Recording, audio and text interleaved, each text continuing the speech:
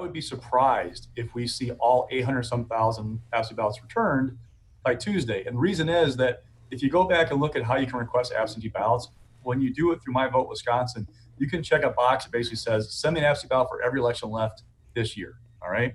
So there's a theory that a lot of these ballots were requested by people who voted in April to absentee and said, give me all the ballots just in case, with their ultimate goal of voting in November via absentee.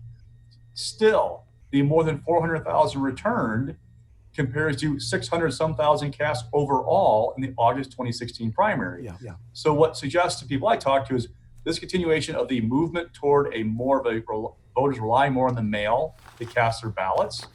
The big thing is going to be November. And we were in federal court this week with a combined several lawsuits trying to see changes to the absentee ballot. Well, several procedures for the November ballot, including absentee ballots. The big questions I have are, how many requests are we going to have for the November election? Are there going to be changes to how, like, the deadlines to return them?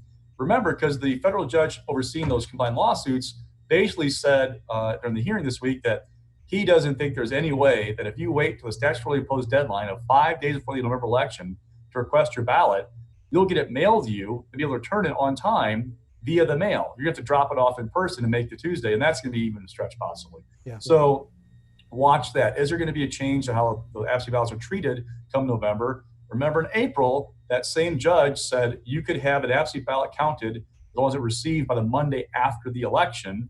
Now, a couple of those orders were overturned by higher courts, but what's going to be the deadline for November, and when will we know the results? That's the big thing, and the president's already raising concerns about it that we may not know now, in his words, weeks or months or years, we might not know who won that November election. I don't want it to be that far in advance, but it will be weird if, like, election night, we're sitting here going, okay, we have 90% of the precincts reporting, but we have X thousands of absentee ballots yet to be counted by the municipalities. What's the result? And that's going to be where the chaos might ensue come November. Rewind.